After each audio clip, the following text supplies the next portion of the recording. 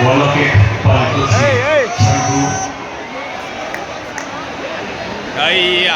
देवी और सज्जनों, मां भारती का नाम सागर भारत के माननीय प्रधानमंत्री श्री नरेंद्र मोदी जी का मंच पर आगमन। आइए जोरदार तालियों के साथ हाथ ऊपर उठाकर दुनिया के विशालतम लोकतंत्र के गौरव हमारे माननीय प्रधानमंत्री जी का अभिवादन करें।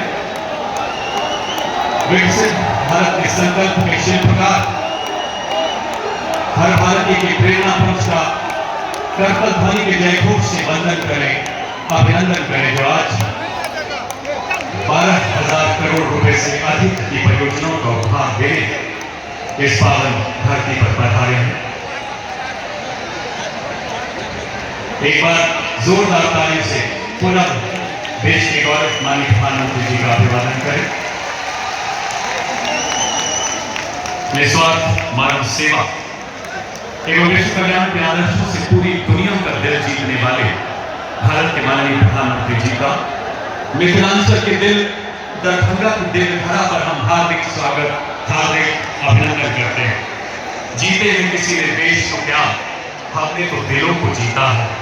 जहाँ राम अभी तक है नरगे, नानी में अभी तक सीता है।